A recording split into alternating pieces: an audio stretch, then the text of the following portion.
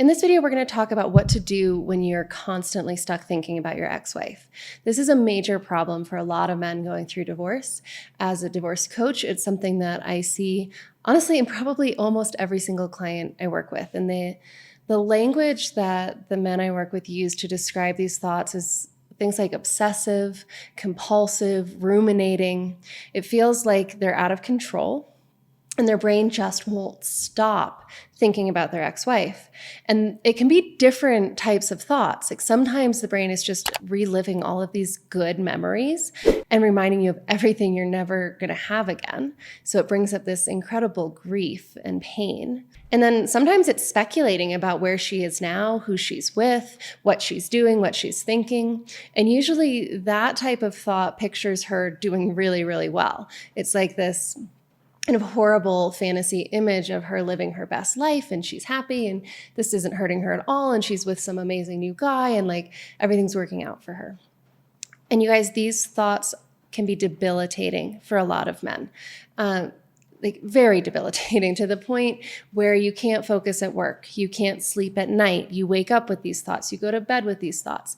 You know, I've seen things like a man who was running a business that was bringing in multiple six figures a year, losing his business, going bankrupt because he just could not pay attention to what he needed to do for work. His brain was just constantly on his ex-wife.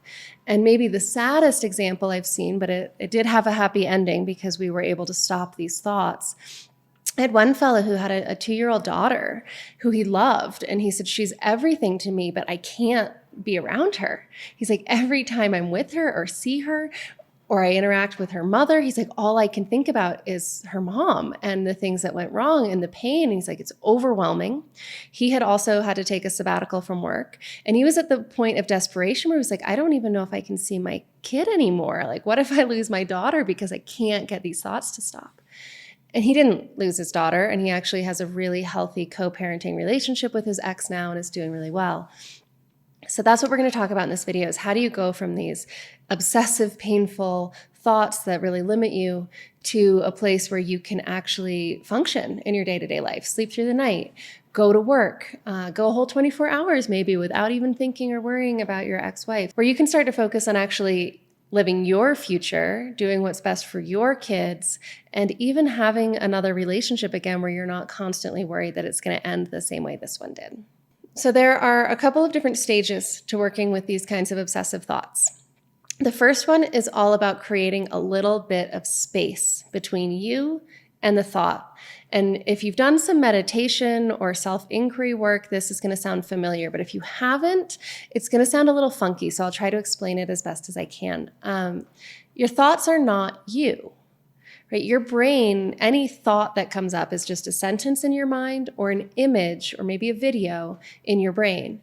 And anything you've ever heard or read or been told or seen in real life or on television or in a video game, anything you've ever come across in your whole life is fair game for your thoughts. It could pop up, the mental image, the thought.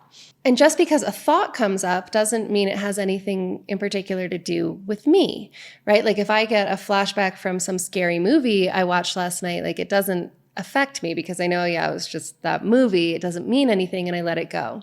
But there's other thoughts that seem like they mean an awful lot to us and the brain holds on to them, right? And that might be those thoughts about your ex-wife, right? All those memories that you can't go back to, right? That does mean a lot to you. That was your life. That was the future you envisioned for yourself. So when those kinds of thoughts come up, the brain tends to grab onto them and we identify with the thought. And so in that moment, when you're seeing those past memories, you're there, right? The brain takes you almost completely out of what you're doing. It's why you can't work. It's why you can't sleep. It's why you can't effectively parent your daughter when she's yelling and screaming in public and you're dealing with it by yourself for the first time ever, right? Because you're not there. Your brain has just taken you out and back to this other memory and you're fully identified with it. And that is where you are living. And when I say you're living there, I mean what you're seeing and hearing and feeling on the inside are all attached to that thought. So you're feeling the beauty of that memory, the pain of that memory. Then your brain is leaping into other thoughts of, oh my gosh, how could you lose this? And you're such a fool. And I can't believe you let this happen. And you're never going to be happy again. You're going to be alone forever. Right? And so you go into this whole thought loop. And everything that you're hearing and seeing and feeling on the inside is related to this set of thoughts. And so in that moment, you're identified with it. You don't have any experience of yourself outside of those memories or those internal stories. So the first step to getting some control back and getting some control back in your life is to remember that they're still just thoughts. They're images and sentences in your brain that are linked to feelings in your body, but they are not who you are. They don't define you. If they did, your thoughts would be the same thing all of the time, but they don't, right? Thoughts come and they go, and even these obsessive ones are not the thoughts you've always had. So you are not these thoughts. You are watching these thoughts, hearing these thoughts, feeling these thoughts. And it sounds like a subtle little difference, but it makes a world of difference in how you feel and how those thoughts influence you. So the first step is to recognize that they're thoughts. So when your brain is doing this, you have to stop and go, oh, I'm stewing in memories of my ex-wife. Oh, I'm fantasizing about what she's doing now. Oh, I'm beating myself up for all of the mistakes I made in the marriage. That's the first step, is to recognize it's happening. Because when you recognize that that's what your brain is doing, you're creating that space. You're going, oh, I'm having a thought. And part of your brain is going to be like, oh yeah, and I'm actually right here at work with this project in front of me. Oh, and I'm right here with this little girl who needs my attention and support. Right? Oh, I'm right here at the grocery store talking to the cashier. So recognizing the thoughts is powerful. But it's also incredibly frustrating because you're going to recognize that your brain is doing it and you're not going to be able to stop it. Right? So you're going to be like, oh, right, I'm at work and I need to be focusing, or I should be asleep and here I am laying in bed, but my brain is torturing me with all these memories. You're going to recognize it, important step, but it's still happening. And so then we often experience a lot of suffering because we're like, oh my gosh, I can't stop this. So that's the next stage of working with these thoughts, is we have to figure out what they're really about. Why is your brain doing this? And something I can tell you, it's not going to feel like this, but there's always a positive intention. Your brain doesn't do anything for no reason. Anything it's doing is for a purpose. That doesn't mean it's doing the best thing to achieve that purpose. The brain is full of really horrible strategies, but the intention is good. So if your brain is showing you all of these painful memories or picturing your ex with her new partner, her new lover, there's a reason that that is happening. And so that's the second stage here, is to get curious. Why is my brain doing this? Why do these thoughts keep coming up? What is this really about? What does this really mean?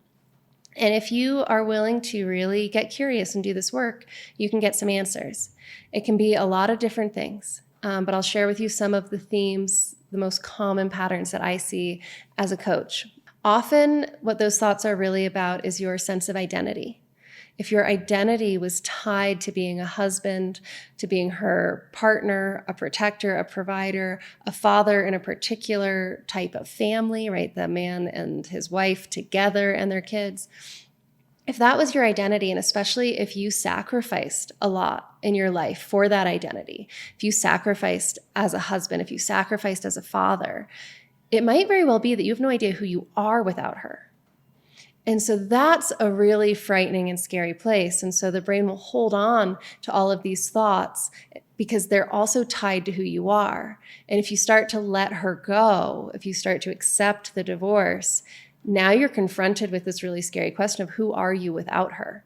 Who are you outside of that marriage, outside of that role as husband and father? So sometimes these thoughts are about identity and the fear that you don't know what yours is outside of this marriage.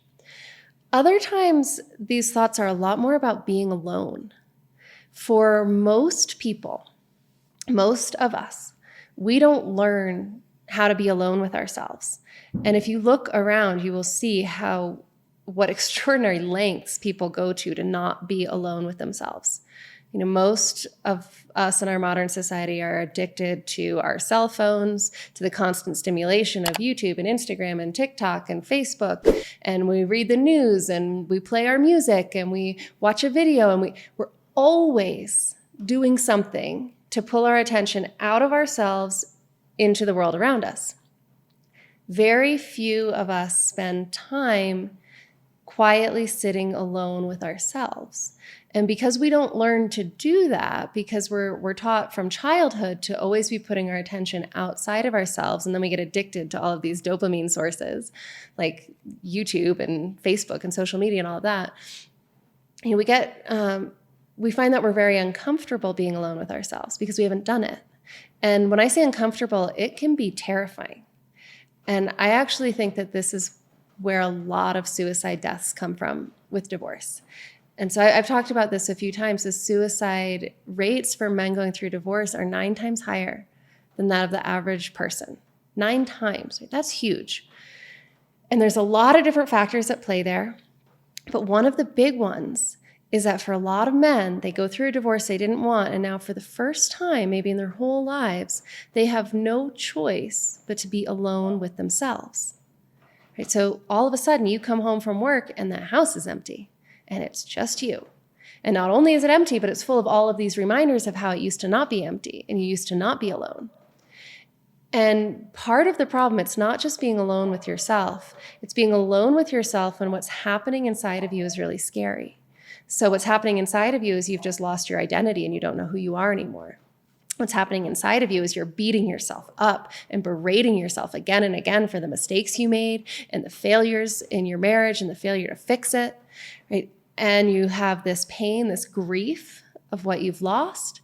So what's going on inside is scary and painful, worse than usual.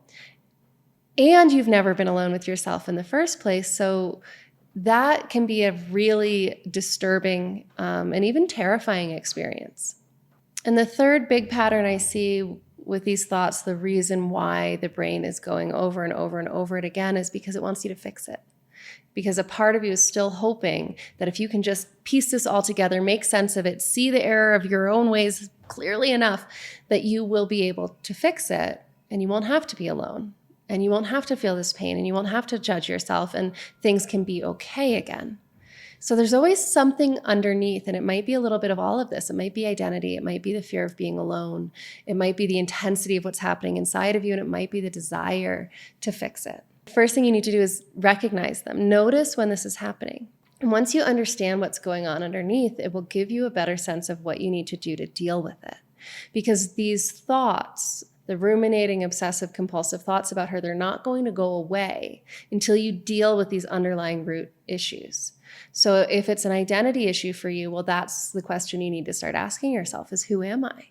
Who am I now? And who do I want to be? Who is the man? What kind of person? What kind of father? What kind of future partner do I want to be after this divorce? And there's a lot of little things you can do to start exploring and adopting different identities. Right? Our identity is really just how we see ourselves in the world, and it changes all of the time. Right? Every time you learn something new, you gain an identity. Right? You learn how to cook. Well, now you've gone from somebody who didn't cook to somebody who does. Right? You learn to play the guitar. Now you're someone who plays the guitar. You learn to speak Spanish. Now you're someone who speaks Spanish.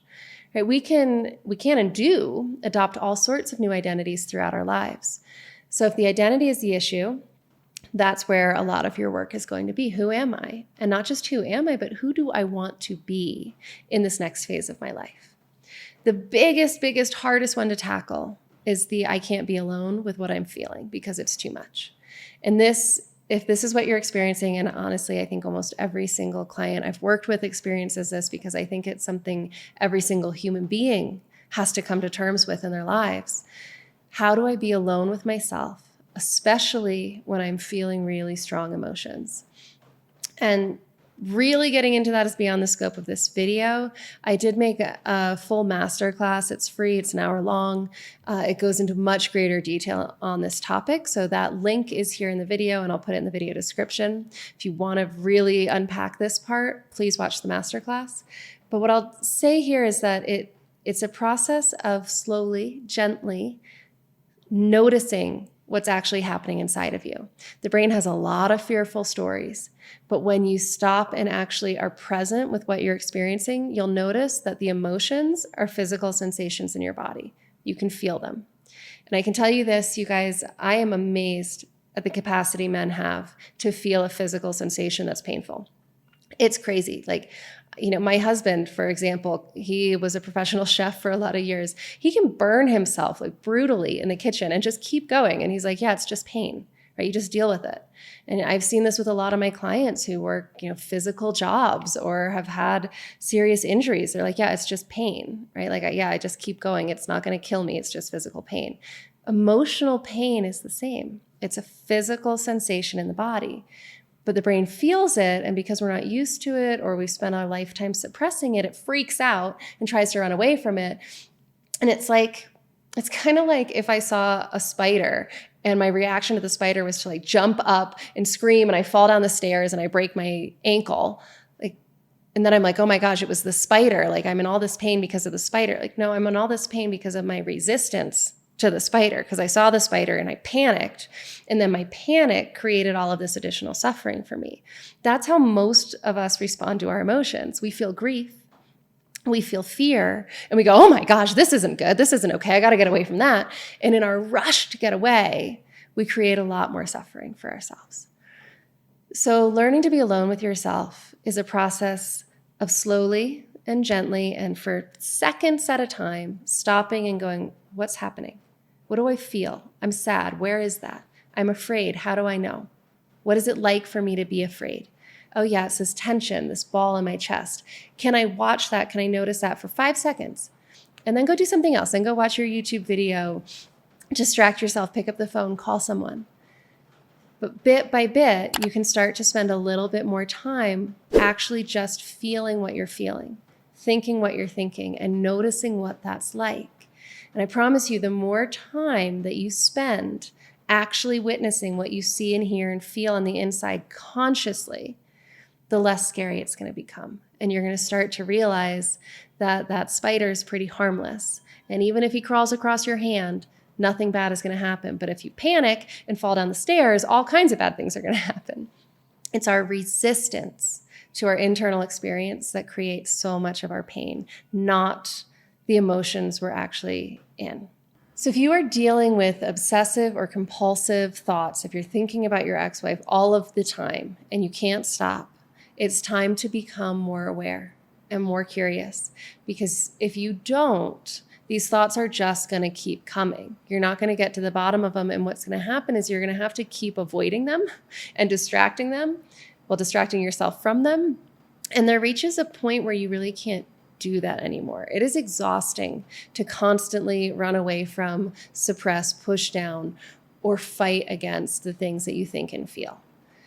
It is scary, I know, to think about stopping and looking at it and listening to it and getting curious about it. But when you do, you're going to find out that that approach is actually so much easier and requires so much less energy than all of this resistance and avoiding and getting away from. So my hope for you, if you're dealing with these thoughts, is that you can see this as an opportunity. Here they are. They're too persistent. You can't stifle them. You can't get away from them. They're in your face. This is an opportunity to finally stop and get curious. What is my brain doing and why? Can I watch it? Can I notice what I'm seeing and hearing and feeling on the inside? You can. And when you do, you're going to get so much clarity and relief around this kind of thinking. If you would like to go deeper with me in this, please go watch that free masterclass. It's called How to Take Back Control of Your Life After Divorce. And it's going to explain a process called limbic awareness, which is where you activate a very specific part of the brain, the medial prefrontal cortex, that communicates directly with the hippocampus and the limbic system, where so many of these panic emotions, the fight or flight, the anxiety, the fear, the anger, all come from.